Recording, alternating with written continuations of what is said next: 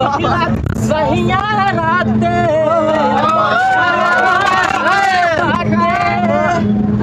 जवन पहिला तू सहिया राते पहिले खात बाटे साटी दूर तनी हटी धरी न हमके बाजा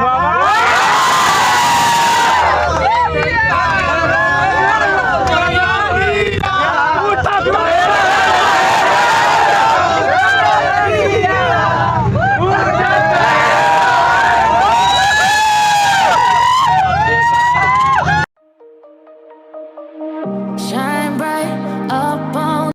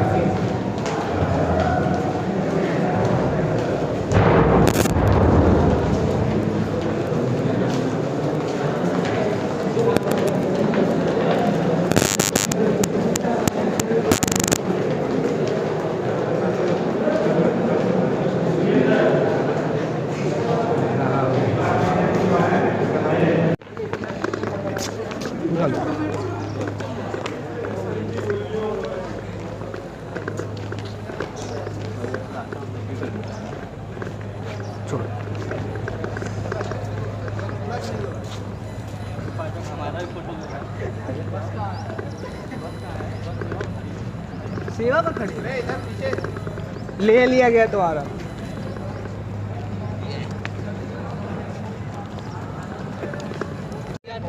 ला मुझे मेरे भी जतिन जतिन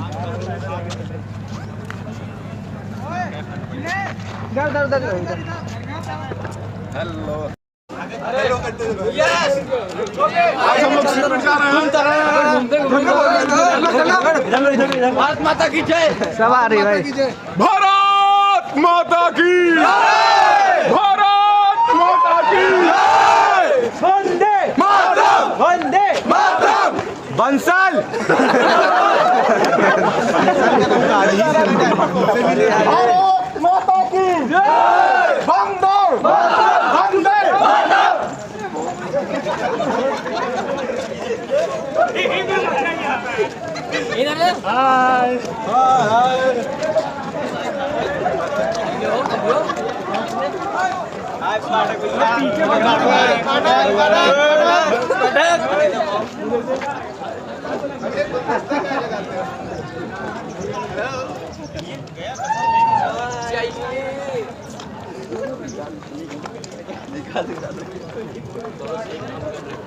ठीक से वीडियो बना।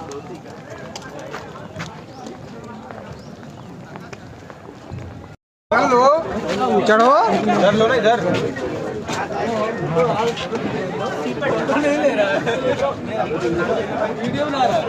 आशीष वर्मा है क्या कहीं?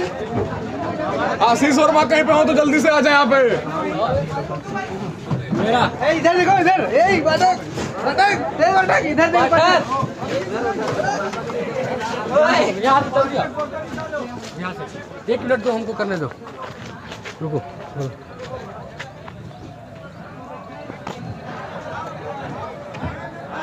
जो लोग खिड़की के सामने खड़े हैं वो अपना हाथ दिखा के इस तरह हाथ डालें। Hello guys bye bye. ठीक है सर किसी एक बस से बैठो।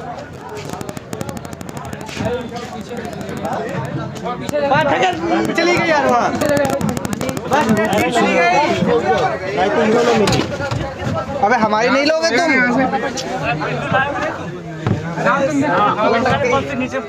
भाई। जुनैद जुनैद अब लोग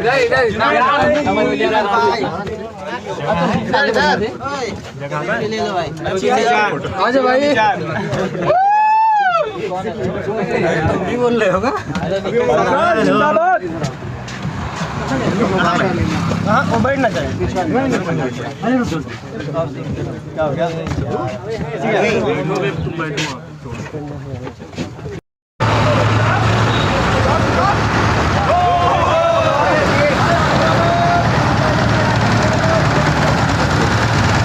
गेट खोलो गेट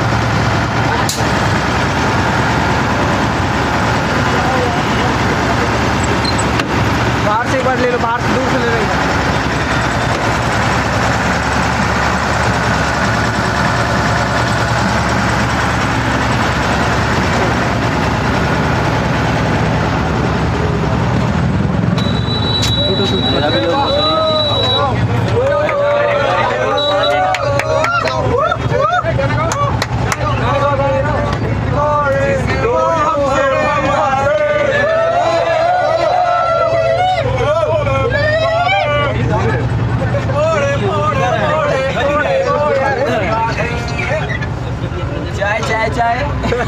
समोसे समोसे ले लो समोसे समोसे पकौड़े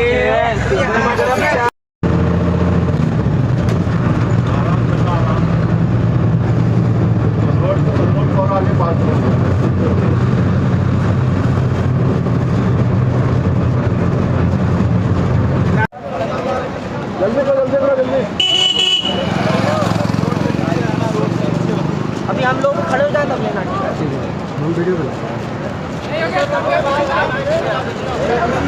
मास्क लगाइए एक एक लड़का आएगा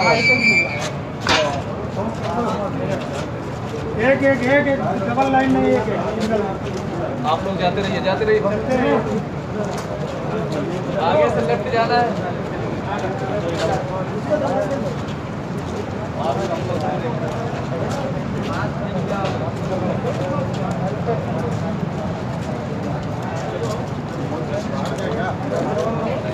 भूचन बाहर गए क्या भूचन बाहर गए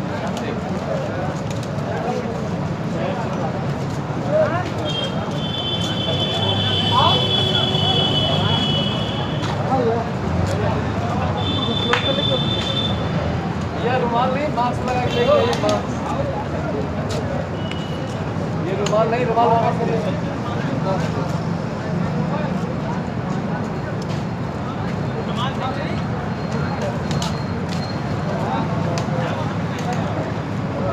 ये सब मास्क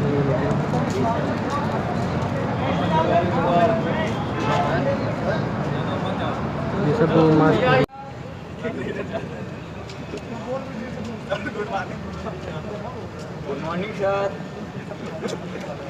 सबको इंडिविजुअल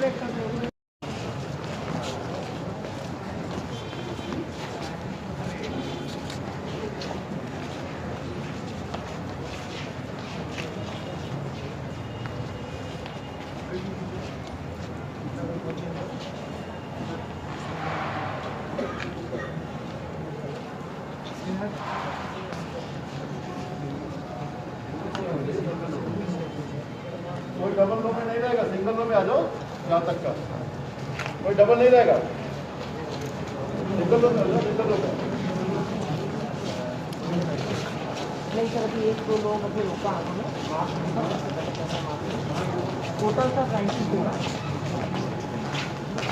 फर्स्टली आप लोग ऐसा करो 30-30 का बैच में आप पहले डिवाइड हो जाओ 30-31 जो भी है ठीक है ये 3 टीम में बन जाओ 30-30 के अपने अकॉर्डिंगली 30-30 के बैच से अब नहीं होना चाहिए 30-31 जो भी है ठीक है पहले 3 बैच अब डिवाइड हो जाओ ओके अपने आप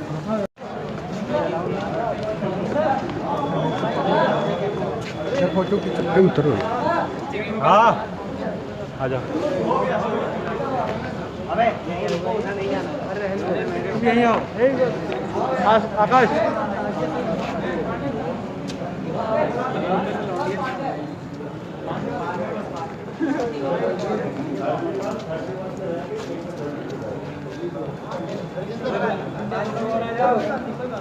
छोटे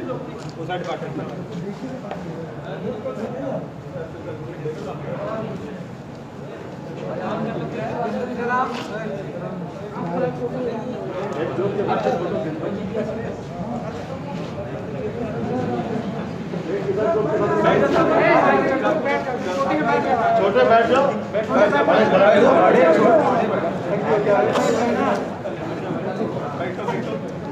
आराम से बैठ गया भाई। बैठ जाओ नहीं बैठ जाओ। अरे यार थोड़ी सी मतलब अंदर आ गए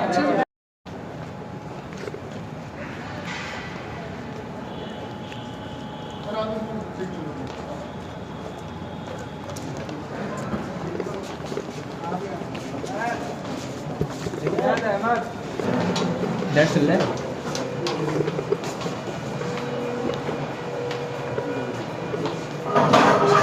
ये है हमारी कैड लैब, ठीक है। कोई प्रॉब्लम आने में? मुझे लेट कर दिए कितने बजे निकले? 9:30 बजे। तो बगदा सब क्या? जी सर। तो सिपेक्ट अभी तो पूरा घुमा नहीं तुम लोगों ने, सेंटर ही किया। तो ये बेसिकली एक कैट डिपार्टमेंट है हमारा, जहाँ पे कैट के इंस्टीट्यूशन के प्रोग्राम होते हैं। यहाँ पे क्या है कि हम सर्टिफिकेशन प्रोग्राम भी स्टूडेंट को प्रोवाइड करते हैं।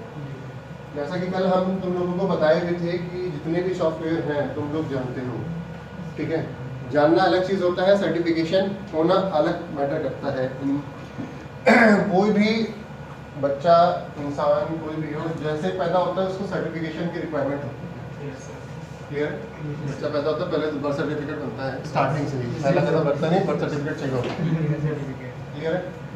तो ऐसे ही हमारे बच्चा पैदा होना ही मैटर नहीं करता, मीन्स उसकी एग्जिस्टिंग है, उसको वो इस दुनिया में आया, यूपी में है, जन्मा है, इंडिया का सिटीजन है, तो उसके लिए एक डॉक्यूमेंट चाहिए होता है, ठीक है, जैसा कि सब जानते हैं। तो आपको भी सॉफ्टवेयर आना ठीक है, लेकिन आता है किसको पता है? तो उसके लिए क्या चाहिए होता है? सर्टिफिकेशन। तो जो भी हमारे यहाँ फैसिलिटी है, पहली चीज़ तो कि हम सर्टिफिकेशन प्रोग्राम करते हैं विद रिस्पेक्ट टू जितने भी हमारे सॉफ्टवेयर्स हैं, लाइक जिनका भी आप लोग नाम जानते होंगे, सॉलिडवर्क, एनएक्स, कैटिया, रियो, ऑटोकैड, एनसिस। अगर आपका इंटरेस्टेड है डिज़ाइन फील्ड में, अगर कल की ट्यूटोरियल से आपको कुछ लगा हो कि आप अपना फ्यूचर बना सकते हैं, तो वेलकम है। यहाँ पे आपको पूरी फैसिलिटी मिलेगी, ट्यूटोरियल्स के साथ में जितने भी डाउट्स होंगे वो भी क्लियर होंगे, ठीक है। कैट का क्या है योगदान है इंडस्ट्री में, इसको मुझे अभी बताने की ज़रूरत नहीं है, क्योंकि आई थिंक कल के लिए सेशन बहुत ही होगा आपको जानने के लिए कि क्या है कैड और क्या है, कितना योगदान है हमारी आपकी आने वाले फ्यूचर के लिए, ठीक है। मैं सिर्फ यही बताना चाहूँगा कि आप एटलीस्ट आपको आपकी स्किल में, अगर प्राइवेट सेक्टर आप देख रहे हो तो स्किलिंग आपको खुद से बढ़ानी पड़ेगी, बिकॉज कोई भी एकेडमिक के भरोसे कोई भी कंपनी आपको हायर नहीं करने वाली जब तक आपकी स्किल अच्छी नहीं है। एकेडमिक में भी अगर कोई भी आ गया, इक्का दुक्का कंपनी आ गई, तो वो क्या करती है, जो टॉप के एकेडमिक्स जिनके परसेंटेज होते हैं उन्हीं को ही मैक्सिमम प्रियोरिटी देके उन्हीं को निकालते हैं। लेकिन रेस्ट ऑफ ऑल स्टूडेंट क्या होगा? रेस्ट ऑफ ऑल स्टूडेंट का क्या होगा? इसमें से 2 जाएंगे, लेकिन 2800 बचेंगे। उन 2800 को क्या होगा? 2800 में भी 8 मान लो चले गए अपने हायर एजुकेशन के लिए, हायर एजुकेशन के साथ में अपनी कॉम्पिटिटिव एग्जाम की प्रिपरेशन के लिए, रेस्ट ऑफ 20। सो आप लोग को ये खुद जानना होगा कि हमें कैसे ग्रैब करनी है जॉब को ग्रैब करने के लिए क्या क्या चीज़ें की पॉइंट्स हैं, उसको हमें अपनी स्किल में खुद से सोच के ही इन्वॉल्व करना पड़ेगा। क्लियर है? सो कल के सेशन से आज के सेशन में कोई किसी को कुछ क्वेरी हो, कुछ डाउट्स हो तो वेलकम क्वेश्चन रेज कीजिए। है तो आप लोग को हम कैड लैब मॉनिटर खोल सकते हैं, नीचे से स्विचेस ऑन राइट हैंड पे, राइट हैंड पे अंदर में है switch, right hand sorry left hand, सारे के पासवर्ड 1 2 3, रेस्ट ऑफ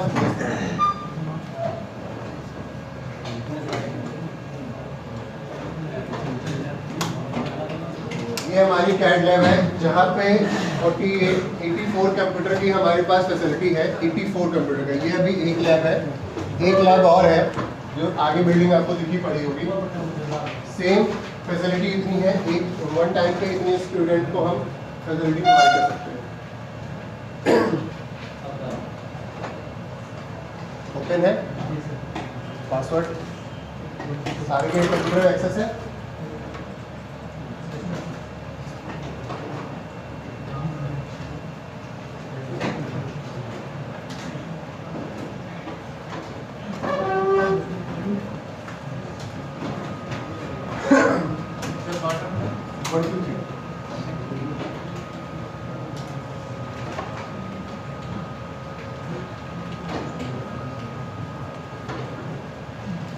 सभी कंप्यूटर पे सारे सॉफ्टवेयर नहीं होंगे, किसी पे होंगे किसी पे नहीं होंगे।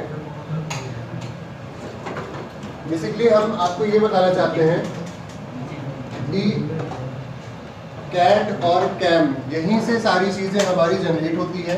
रिसर्च की लैब आपके बगल में हमारे जस्ट पड़ोस में है, देखा हुआ R&D लैब है, वहाँ पे मेनली डिजाइनिंग वाला लैब नहीं है, वो प्लास्टिक मटेरियल का लैब है। तो जो कल कोई पूछ नहीं था फाइबर से समथिंग, तो वहाँ पे नई नई रिसर्च की चीज़ें जो आती हैं, नए नए फाइबर्स कंपोजिट जितने भी इक्विपमेंट्स हैं, वहाँ भी रिसर्च किए जाते हैं। बेसिकली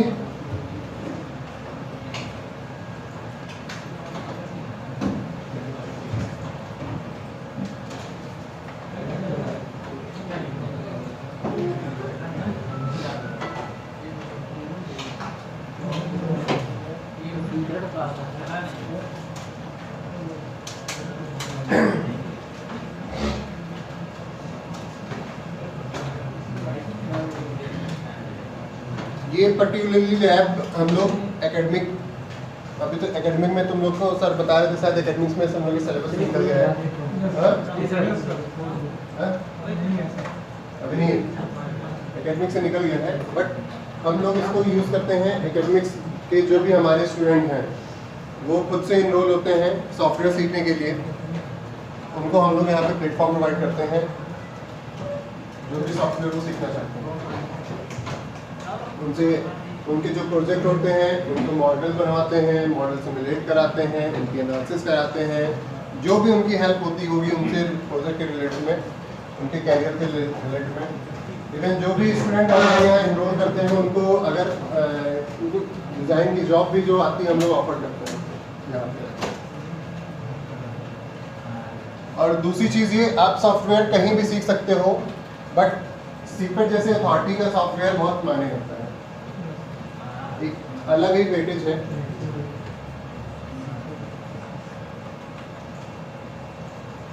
किसी भी प्लास्टिक इंडस्ट्री में अभी तो अपने अपने सराउंडिंग में देख लो कि आप लोग प्लास्टिक से कितना इन्वॉल्व हो, और आने वाले फ्यूचर में आप लोग का जो कैरियर है कहीं ना कहीं वहीं पे होने वाला है, अपने आप को स्टैंड करना है। तो ये चीज़ आपकी डिपेंडेंसी है कि आप कैसे उस फील्ड में एंटर करने वाले हैं। समझ रहे हैं मेरी बातों को? आप या तो हमारी का वेकेशनल ट्रेनिंग भी होती है, vocational training in the sense आपकी जो समर ट्रेनिंग होती है वो भी एनरोल कर सकते हो हमारे यहाँ, 1 मंथ की जो होती है। आप पर्टिकुलर किसी भी जो हमारे यहाँ मोल्ड मैन्युफैक्चरिंग होती हैं उनकी वर्कशॉप अटेंड कर सकते हो, उसके कोर्स कर सकते हो। कोर्स में क्या है कि जो भी चीज़ें आपको सीखनी होती हैं, कोई मशीनिंग सीखनी होती है, कोई प्रोग्रामिंग करनी होती है, कोई सॉफ्टवेयर पे आपको काम सीखना है, वो सारी फैसिलिटी है आपको प्रोवाइड की जाती है अगर आप चाहें तो। उसमें क्या है कि जैसे हमारे यहाँ शॉर्ट टर्म कोर्स चलते हैं 3 महीने के 6 महीने के, पर्टिकुलर प्रोसेसिंग की है, पर्टिकुलर इंजेक्शन मोल्डिंग मशीन की है। तो उसमें क्या होता है 3 महीने की कोर्स में शॉर्ट टर्म कोर्स जो होते हैं हमारे यहाँ, जैसे इंजेक्शन मोल्डिंग मशीन एक बहुत बड़ा छोटा सा टॉपिक कल तुम लोगों को मैंने बताया, बड़ा है टॉपिक, तो समराइज करके छोटा सा इंट्रोडक्शन दिया था। वो 3-3 महीने के प्रोग्राम होते हैं हमारे यहाँ। स्टूडेंट इनरोल करते हैं, 30 बैचेस, 60 बैचेस, 90 बैचेस के स्टूडेंट आते हैं ऑल ओवर यूपी से। ऑल ओवर यूपी से आते हैं, रजिस्टर कराते हैं। वो रजिस्टर कराने के बाद उनकी पूरी क्लासेस होती हैं, उनको सिखाया जाता है इंजेक्शन मोल्डिंग के बारे में, और उनका प्लेसमेंट भी कराया जाता है इंडस्ट्रीज में भी। 3 महीने की ट्रेनिंग से उनको प्लेसमेंट मिल जाता है। कल कोई लड़का कह रहा था सर जॉब दिलाता है, जॉब दिलाता है। ये बताओ 4 साल के जहाँ पे तुमने दिया, अपने नाक रगड़ी, जूते रगड़े, कपड़े के शर्ट की कॉलर रगड़ी, हाथों नहीं आगे भी नहीं, हमारे पास 4 घंटे बैठ के क्या रगड़ देते हो अपने पीछे के बम, वो भी नहीं रगड़ा नहीं हो तो एक बार स्ट्रक्चर करके बैठ गया। That was not my property. So basically मैं ये बोलना चाहता हूँ कि आप खुद से अवेयर हो, यहाँ पे जितने भी कोर्सेज हैं उनके बारे में जानिए, सुनिए, समझिए, और उससे रिलेटेड आपके कैरिकुलम में, स्किल में किस पे इंटरेस्ट ले सकते हो, कौन सी स्कोपिंग हो सकती हैं, उनमें इन्वॉल्व होइए, अवेयर होइए, वो टेक्नोलॉजी सीखिए, वो प्रोसेस सीखिए, वो कैसे वर्क करते हैं, इंडस्ट्री में कैसे एग्जिस्ट करेंगे, क्या यूज़ है, क्या एप्लीकेशन है, वो सब आप फोकस कीजिए, देखिए। That was better for you and for your future.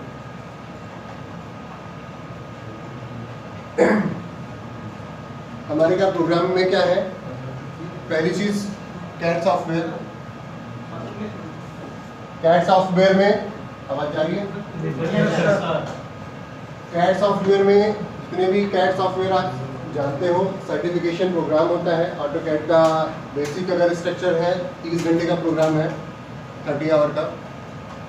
Fundamental complete AutoCAD लोगे 50 आवर के हैं। जितने भी 3D मॉडलिंग के सॉफ्टवेयर हैं 60 आवर्स के हैं, 80 आवर्स के हैं। एनसिस एक ऐसा सॉफ्टवेयर है जो कि सिमुलेशन के लिए काम होता है, एनालिसिस के लिए काम होता है। कोई भी चीज़ प्रोडक्ट आप डिज़ाइन करते हो, सिमुलेशन के लिए बताया था क्या चीज़ें होती हैं, एनालिसिस चीज़ें क्या होती हैं। वैलिडेट करने के लिए हमें सिमुलेट कराना पड़ता है, एनालिसिस करानी पड़ती है। हमारा जो प्रोडक्ट हम डिज़ाइन किए हैं, मॉडल जो रेडी किए हैं, वह एग्जिस्ट कर सकता है कि नहीं कर सकता है हमारे एनवायरनमेंट में। तो वो भी एक स्किल है, वो भी एक स्किल है। एक अलग से बंदा ही हायरिंग किया जाता है कंपनियों में, जिसके पैकेज ही 80-80 हज़ार, 90-90 हज़ार, 1-1 लाख रुपये होते हैं मंथ की। एनम नहीं, मंथ के। फिर डिपेंड करता है आपकी और जितनी स्किल आएगी, आप पढ़ते जाइए, हायर करते जाइए।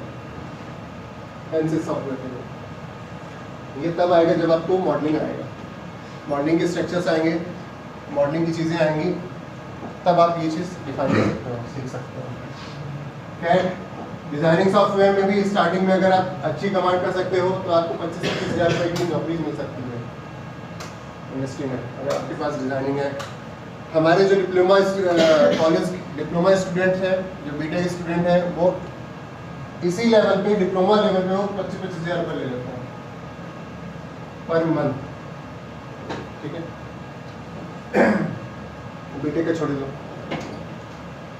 तो कहने की चीज़ें ये हैं कि स्किल अपनी इम्प्रूव कीजिए अगर आपको जॉब चाहिए। आपके पास टाइम भी बहुत कम है, 4th ईयर है, 2 महीने बच्चे हैं। 2 महीने भी ऐसे ही, अभी कोई प्रोग्राम होगा आपके यहाँ सिलेबस में क्या कॉलेज प्रोग्राम होगा, और उसके पहले अभी सेमेस्टर होंगे, अभी सेशनल होंगे, फिर प्रोजेक्ट का हो गया। प्रोजेक्ट में क्या क्या है सबका अलग अलग टीम बनी होगी 4-5 की। क्या है? वो तो बता चुके, उसके अलावा कोई और नहीं है? Refrigerator using Peltier. वो जो एग्जिस्टिंग में रेफ्रिजरेटर चल रहा है उससे डिफरेंस है? इसमें ये है ना, उसमें होल्ड कर ले जो इस टाइम में यूज़ कर रहे हैं, इस टाइम में इसमें हम रेफ्रिजरेट यूज़ करते हैं। रेफ्रिजरेटर था इसमें कौन सा रेफ्रिजरेटर? इसमें हम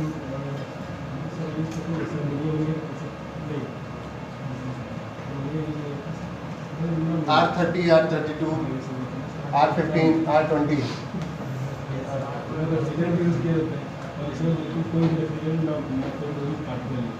तो क्या यूज़ करेंगे? इसमें से एक रेफ्रिजरेट 20 इफेक्ट सॉल्वर से कुछ समथिंग आता है भाई? इफेक्ट ऐसा है कि मतलब हम जो प्लीज नहीं मत बोला। थर्मोकपल बनाते हैं दो टाइप के मीटर को लेकर। इससे ये होता है कि जिस जंक्शन बनते हैं तीन जंक्शन, एक अगर यहाँ से करंट फ्लो करा रहे हैं एक साइड से, तो जहाँ पर जंक्शन बन रहा है तो वहाँ से हीट जहाँ से वो हीट एब्जॉर्ब करें, वहाँ पर हीटिंग हो जाएगी, और जहाँ पर दूसरा जंक्शन बन रहा है वहाँ पे हीट रिलीज करता है, वो हमारा कोल्ड प्रेस हो जाएगा। कोल्ड प्रेस होकर हम इसको इसने मॉडलिंग से कोई सॉफ्टवेयर काम नहीं किया? सब ऐसा ही कुछ प्रोजेक्ट है?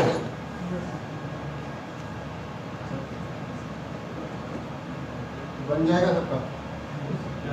इसमें क्या क्या चीज़ें एनालिसिस परसेंटेज करोगे?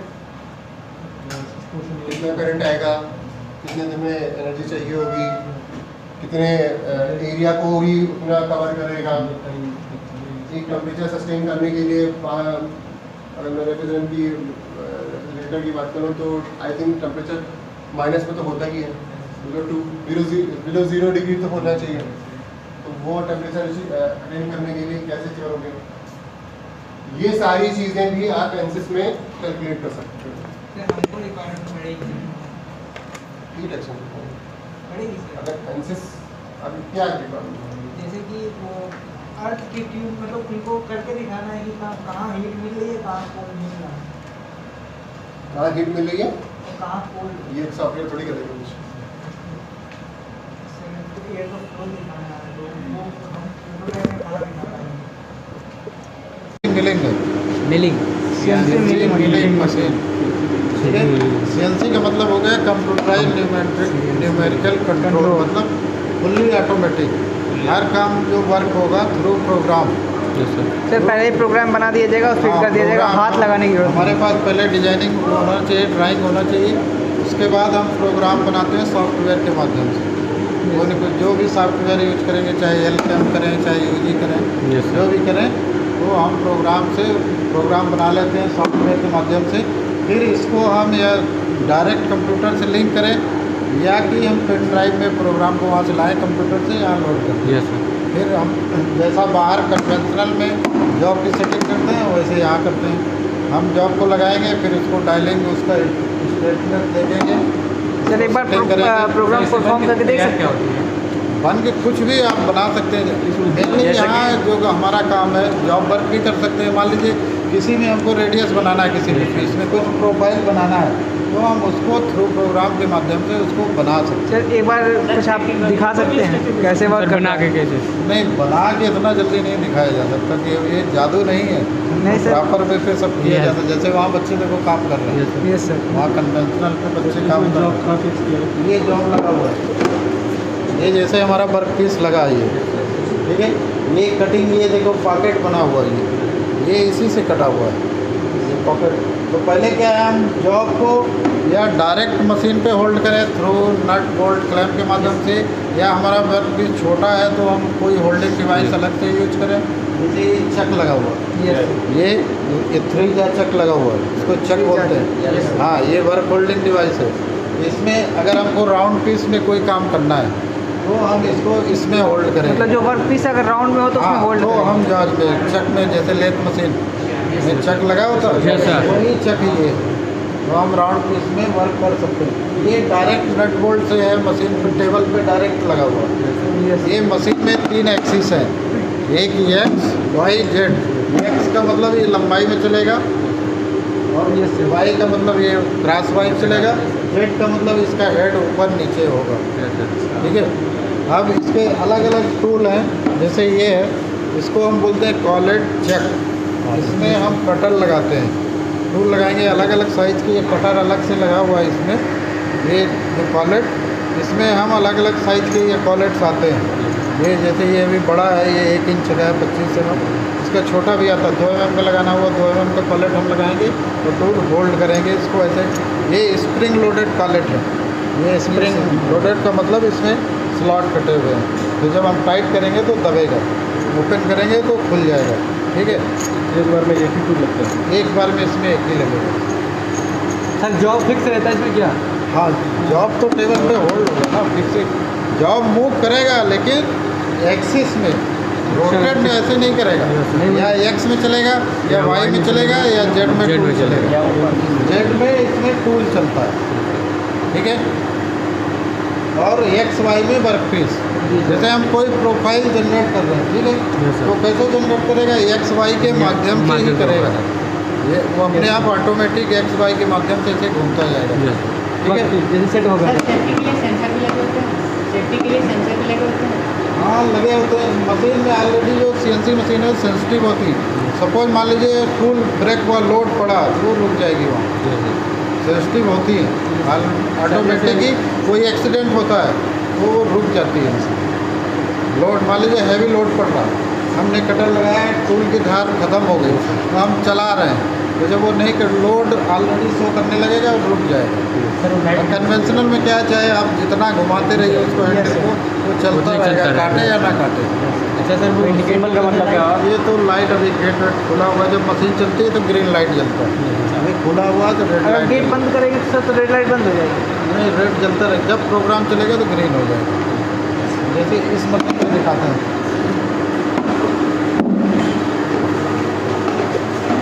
ये भी वही है, मिलिंग मशीन ही है, सेम है। ये छोटी है, उसका साइज बड़ा हुआ है। ठीक है। ये छोटी मशीन है। अब इसमें ये लगा हुआ है, देखिए ये वर्क पीस लगा हुआ है, ये होल बनाया गया है, होल जनरेट किया है ये टूल से। इसको ये टिप टाइप का ये कटर लगा हुआ है। ठीक है। ये इसी से जनरेट किया गया है। पहले क्या किया, स्पीड कैसे वो? स्पीड हम प्रोग्राम में देते हैं। अच्छा, प्रोग्राम में ही स्पीड? हाँ, प्रोग्राम में देंगे कैसा हमारा वर्क है, कितने mm का हम टूल लगा रहे हैं, उसी के अनुसार हम स्पीड और फीड मतलब टेबल की चलने की गति हो गई, और स्पीड मतलब जो हमारा स्पिंडल रोटेट करते हैं। ठीक है। वो स्पीड होती है, RPM जिसको बोलते हैं, राउंड पर मिनट या चक्कर प्रति मिनट, रिवोल्यूशन पर। इसके अनुसार चलता है क्या? 1000 RPM? 10,000 10,000 से पर मिनट सर? IPM इसका फीड है, इंक्रीमेंटल फीड जो पर मिनट है वो फीड इसको हम 1000 मैक्सिमम चला सकते हैं, इससे ज़्यादा नहीं चला।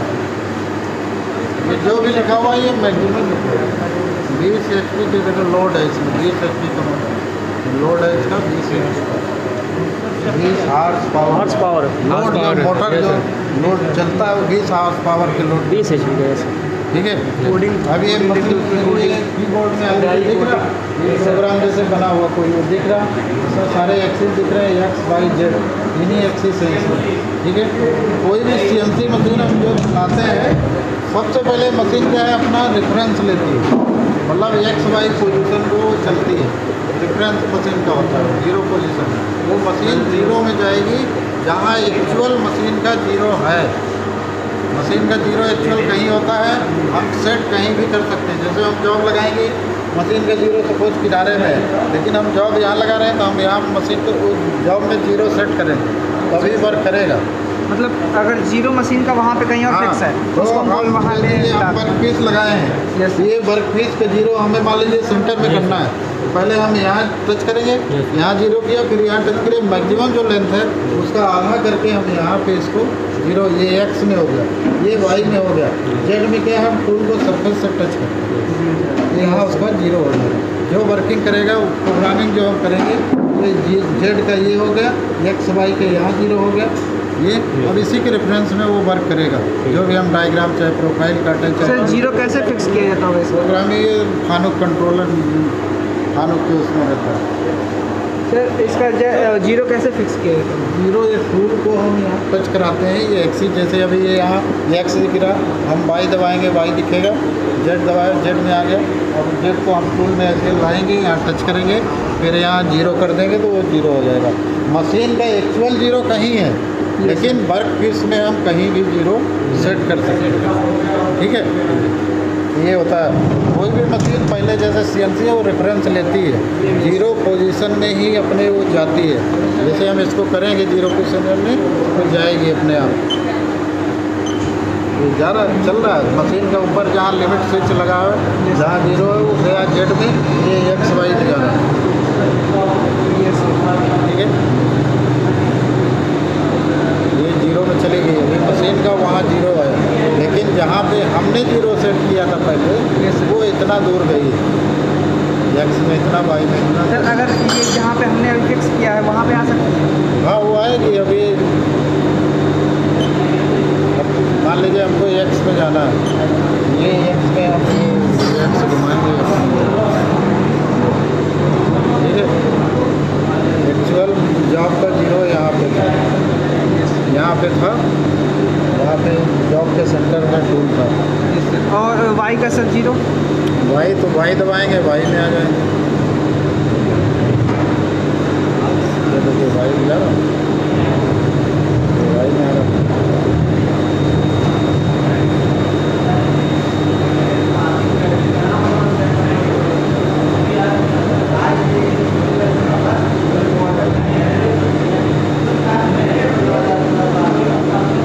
और जेड वाला होगा तो जेड के जेड में टूल जॉब के सरफेस, हाँ जीरो, हाँ इसमें एक्स वाई टेबल मूव कर रहा, जेड में टूल।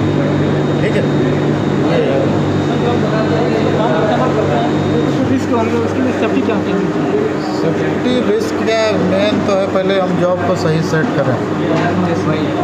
सबसे पहले अगर हम गलत सेटिंग करेंगे तो मशीन को नहीं पता है आपने क्या सेट किया है, मशीन ये नहीं जानती है कि हमने कहाँ सेटिंग क्या कर दिया है। ठीक है, जैसा आप सेटिंग करें, परफेक्ट सेटिंग। सबसे पहले कोई भी वर्क पीस हम बनाते हैं तो उसकी सेटिंग बहुत ज़रूरी है।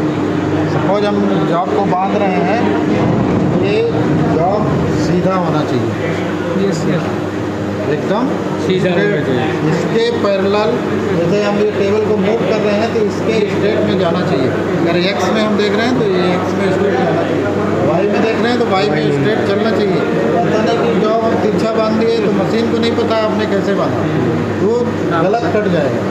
सपोज मान लीजिए ये सीधा है अभी तो यहाँ होल आया, इसी को अगर हम प्लेट टेढ़ा बांधे होते तो और कहीं और हो जाता।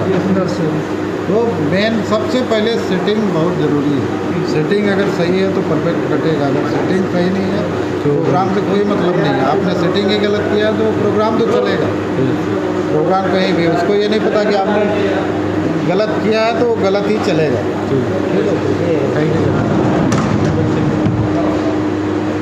सर एक फोटो आपके साथ है ना, क्लोजिंग का है, ये हमारा ओपनिंग का है। ठीक है, ये ओपनिंग का होगा, ये हमारा इजेक्टर है जो पीस बाहर निकालता है फ्लूइड को, ये हमारा उसका प्रेशर है, ये सेकंड है, यानी कि 1.05 सेकंड है। और ये हमारा पैरामीटर ये वाला हो गया, इसमें हमारा है कूलिंग टाइम हो गया। पहले स्टार्ट करेंगे अपना इंजेक्शन टाइम से। ये इंजेक्शन टाइम हमारा देखिए इंजेक्शन है, प्रेशर हमारा 60 है तो स्पीड हमारी 60 होगी, है ना। तो ये हमारा होल्डिंग है, होल्डिंग 8 सेकंड है और प्रेशर इसका है 80। और उसके बाद ये हमारे हो गए डोसिंग, डोसिंग का मतलब होता है रिफिलिंग, रिफिलिंग बड़ी है, रिफिलिंग। तो रिफिलिंग हमारी 67 mm है। उसका स्क्रू है, सब बैग होता है तो स्क्रू हमारा थोड़ा पीछे आता है, उसका 72 mm है। ठीक है,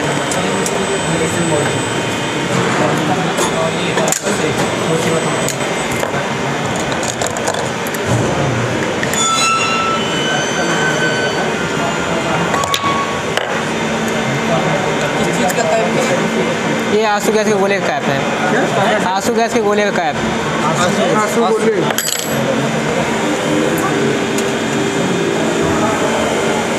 अच्छा सर, प्रोडक्ट किस कहाँ पे यूज़ हो रहा है ये?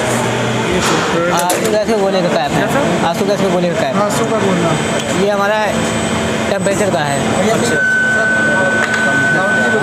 क्या हमारे यहाँ इतनी धीमी है, रिकॉर्ड हो रही है।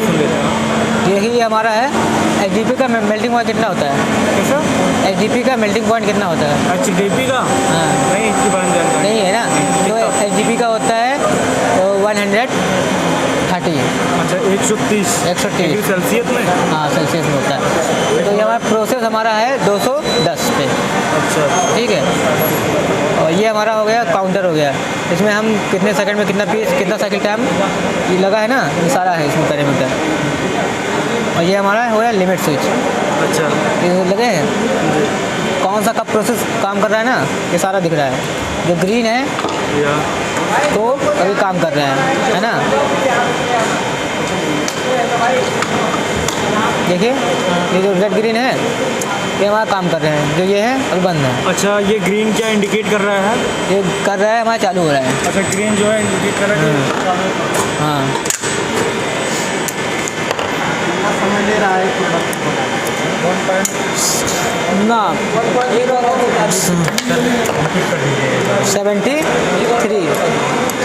73 सेकंड।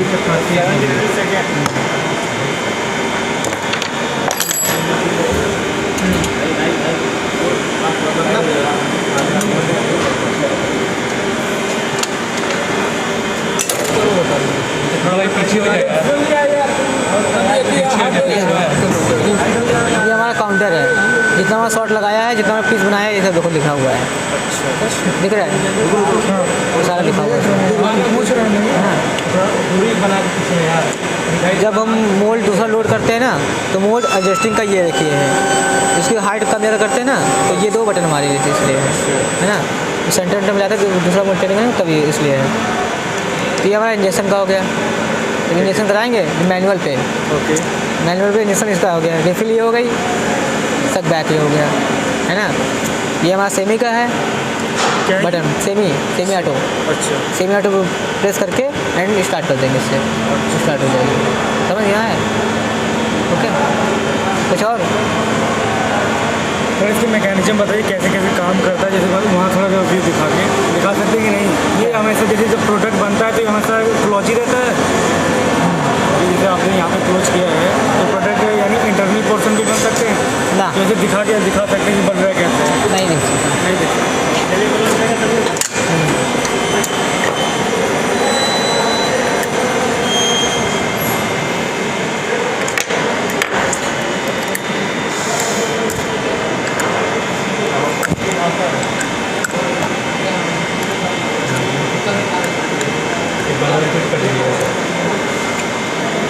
मोल्ड के बारे में पता है? मोल्ड के बारे में सुनिए। ये कौन सा मटेरियल है? इसमें कौन सा मटेरियल यूज़ हो रहा है? HDPE high density polyethylene. देखिए ये हमारे यहाँ पर है फिक्स प्लेट, ये हमारे फिक्स प्लेट है, ये मूविंग प्लेट है, ये मूव कर रही है, मूविंग प्लेट हो गई। और जो ये हमारी है कोर मूविंग प्लेट में हमेशा रहती है और कैविटी फिक्स प्लेट में। ये हमारा जो है सब देख रहे हैं इजेक्टर पड़ा है, नहीं पड़ा होगा, थोड़ा नहीं होगा, पड़ा होगा ना। तो ये जो प्रोडक्ट बाहर निकालता है ये उसका काम करता है। पीछे देखिए सिलेंडर लगा पीछे वो है, टाइप बार 4 होंगे, बस हो गया।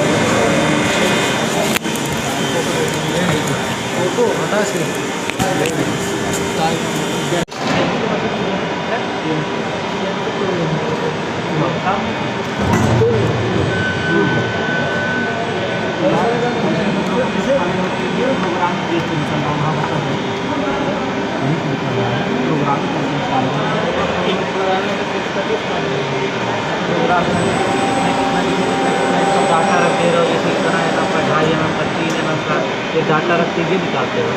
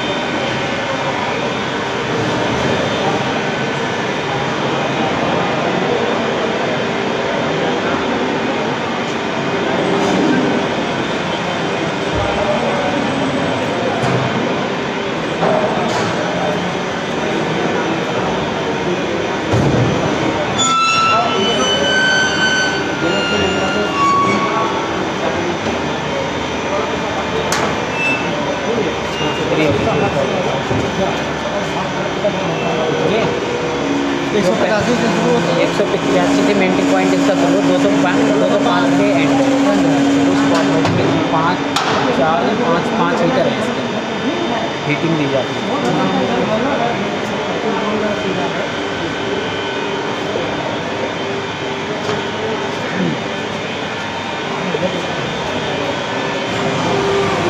कुछ लोग उधर जाओ, कुछ लोग उधर जाओ।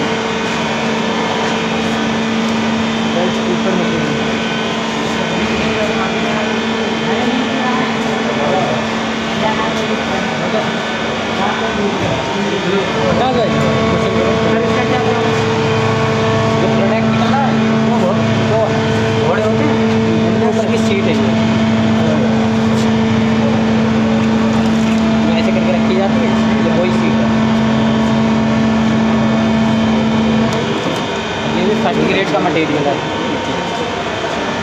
और इसका सबका सारा का पॉइंट 185 ही रहता है। नहीं, वो मटेरियल के हिसाब से रहता है, सेकंड ग्रेड का रहेगा उसका अलग। वही ग्रेन मटेरियल डाला गया है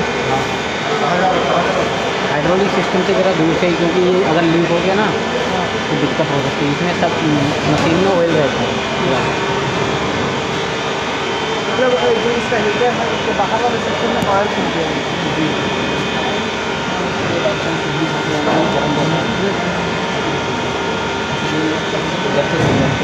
मशीन चलते हुए कभी इधर ज़्यादा खड़े लोग नहीं हैं। ये उससे छोटी है, पोलो 250। कैसे मतलब ये वाला काम उसमें भी हो सकता है, ये काम उसमें हो सकता है, लेकिन उस पर उसका जो मोल्डिंग जो उसका क्लैंपिंग फोर्स इससे ज़्यादा है, इसका कम है। ये 250 तक मतलब लगा सकती है, फोर्स लगा सकती है। हाँ, और उसका है 450, जो 450 तक मिनिमम फोर्स है।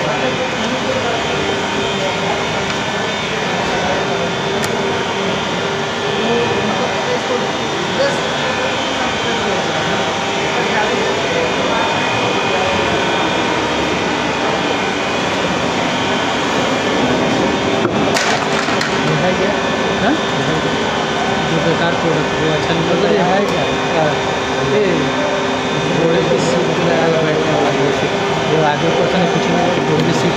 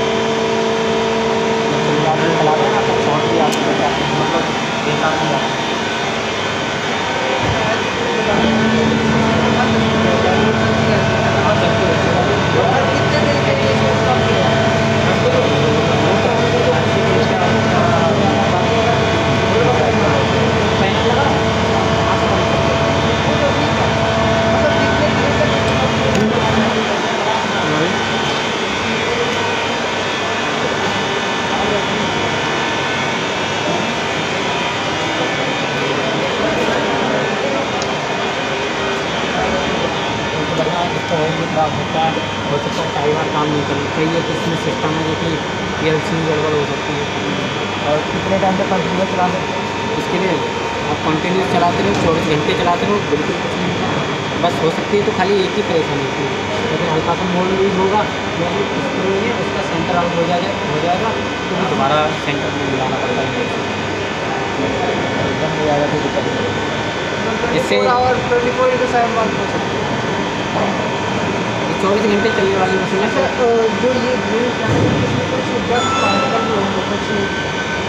इसमें नहीं, इसका एक छोटा छोटा दाना होता है ना। हाँ, तो वो मटेरियल वाली है।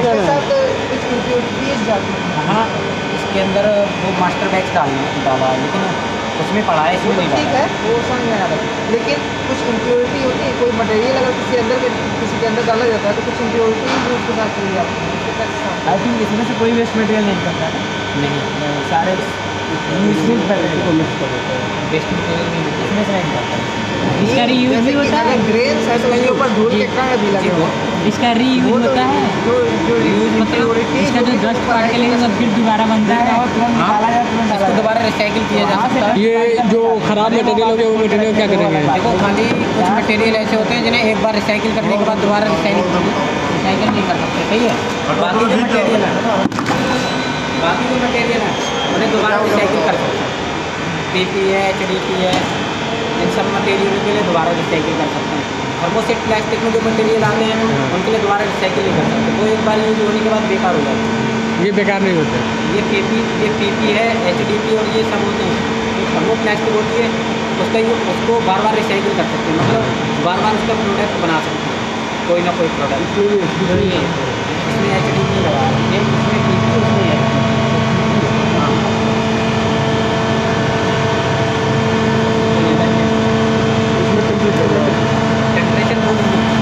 इसका मेल्टिंग पॉइंट 160 है, 160 से 210 तक, उसके बीच में इनका सब 5 हीटर लगे हुए हैं, 5 रुपये बराबर मतलब 24 घंटे ये काम कर सकते हैं, ठीक है ना?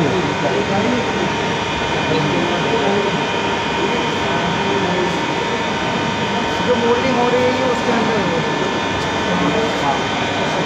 इसमें दो भाग होते हैं, एक इंजेक्शन, दूसरा मोल्डिंग। इंजेक्शन होता है, इंजेक्शन जो बिलो मोल्डिंग होती है वो बिलो करती है, वो किसी भी मतलब उसमें से ऐसा प्रोडक्ट निकलता है ना जिसे के एयर द्वारा कूलिंग की जाती है तो उसे फुलाया जाता है, इसलिए उसे बिलो मोल्डिंग बोलते हैं। बिलो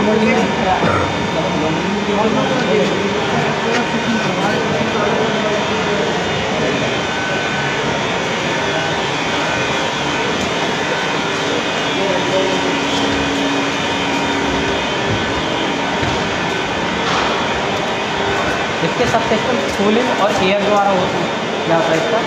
इसके जो सिस्टम है वो सब एयर और कूलिंग द्वारा होता है, मतलब एयर कूलिंग और ऑयल कूलिंग। एयर द्वारा कूलिंग हो सकती है और हवा द्वारा कूलिंग इसमें होता है। इसमें जैसे बोतल है, किसी भी प्रकार की मशीन वो AC मशीन से निकलती है, बाकी जो इस मटेरियल के प्रोडक्ट निकलते हैं। अच्छा, जैसे बोतल जो है मैं होल पड़ रहा है वही जैसे बोल लगी मोड़ लगा है छोटा सा दिखा रहा है। हाँ, तो उधर एक हल्का सा वो तार दिखाई दे रहा है, पल्ली साइड से देखिए जाकर।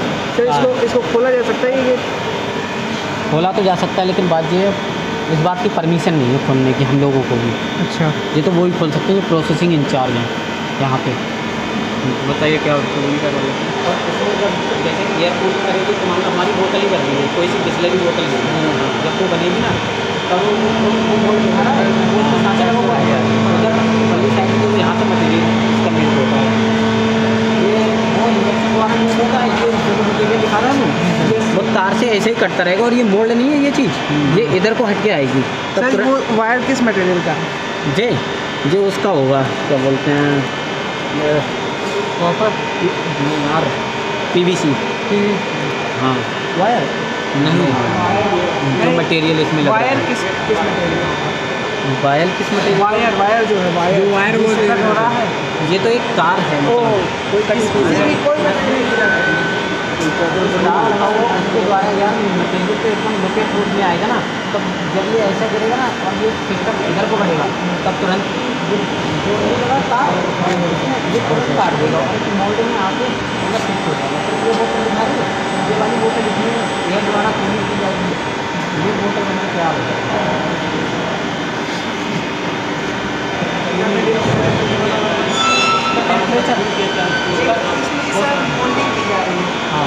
और इसमें एक मशीन से और खासियत है, इसमें हमेशा 2 प्लेट मोल्ड रहता है, इसमें 3 प्लेट मोल्ड नहीं रहेगा। इसमें 4 प्लेट की रहेगी, बाकी इसमें सिस्टम नहीं रहेगा। ये 2 ही जगह से ओपन होगा, एक इस साइड एक दूसरी पल्ली साइड, ठीक है। और वो जो अभी आप देख रहे थे इसमें 2-3 जगह से मोल्ड बढ़ जाता है ना, इसमें वो सिस्टम नहीं रहेगा, इसमें कोर कैप की कोई चीज़ रहती है। ठीक है, नहीं एक ही बोतल निकलेगी। जैसे जिस जिस हिस्से में फंसाया जाता है वो कोर कैविटी रहती है, और जिसको मतलब मूव किया जाता है वो कोर रहती है साइड। ये मशीन इसको मान लो लगभग इसका ऑर्डर नहीं आता है ज़्यादा, लगभग ये तो 3-7 सेकंड है। और इसकी जो दूसरी मशीन है ब्लो मोल्डिंग, वो उधर एक वर्कशॉप है, उसमें घुमाए हुए आप लोग अभी। तो आप अपनी सर जी से बात करना, कहना कि सर दूसरा वर्कशॉप घुमाओ, उसमें जो मटेरियल होता है उसका दाना भी बनने की मशीन मिलेगी आपको। इसका वो मटेरियल जहाँ से आता है। हाँ देखा है बिलो, आप उधर भी जाओ तो उसमें आपको ब्लो मोल्डिंग यही है शायद, वो भी वो चल रही है, वो आपको चलते हुए आपको प्रैक्टिकल भी हो जाएगा कि ऐसी करके नहीं चलती है। मैं तो बता ही सकता हूँ कि मोल्ड इधर को आता है, दाने टाइप में जो रॉ मटेरियल उधर लगता है कि हाँ दाने टाइप का उधर एक मटेरियल आता है। एक मशीन है यहाँ प्रोसेसिंग, जिसके द्वारा ये जैसे क्रैप प्रोडक्ट में होता है तो सब काट कूट के फिर वो मशीन में डाले जाते हैं, तो छोटे छोटे दाने बन के आते हैं। हाँ सर वो पॉलिथीन बनाने वाली मशीन तो बन रही है। वो पॉलिथीन बनाने वाली मशीन कभी कभार चालू होती है।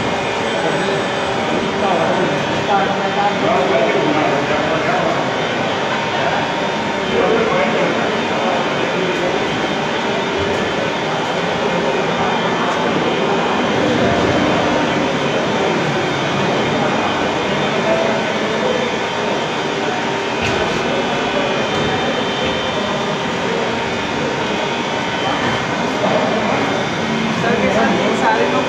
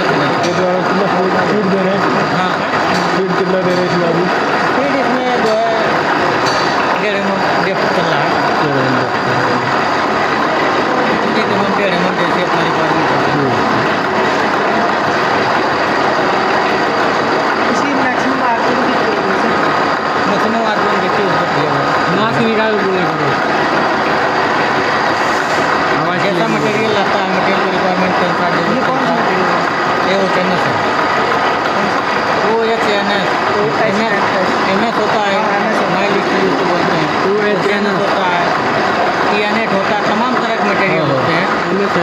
SCR होता है, SCR हार्ड मटेरियल होता है, ज़्यादा हार्ड होता है। दूसरे नंबर पर HNS आता है, DM31, तमाम तरह के अलग अलग रेट पे आते हैं। बैठने में लगभग ये 7-8 घंटे टाइम लगेगा यहाँ तक। 7-8 घंटे लगेगा।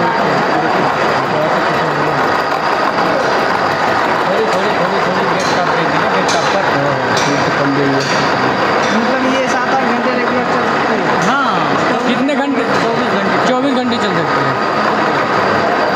तो रेस्ट देना जरूरी है, चलने के लिए तो सकती है, रेस्ट देना जरूरी है। आप भी दिन भर पढ़ाई कर रहे हैं और रात में घर जाने वाले चले जाएँ तो बहुत करते हैं ना। ये तो पाइप लगी हो, कूलेंट पाइप,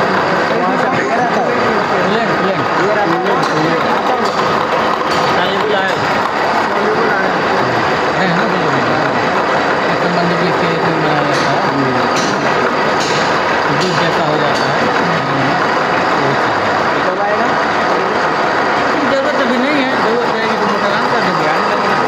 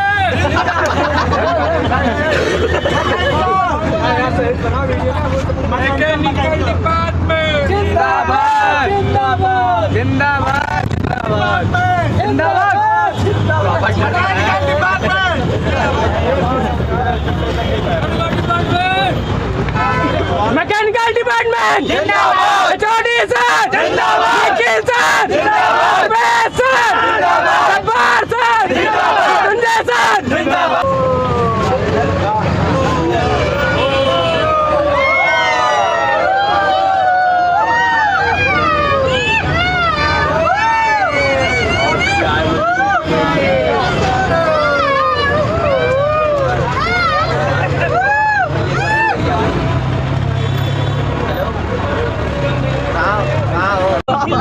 सहिया राते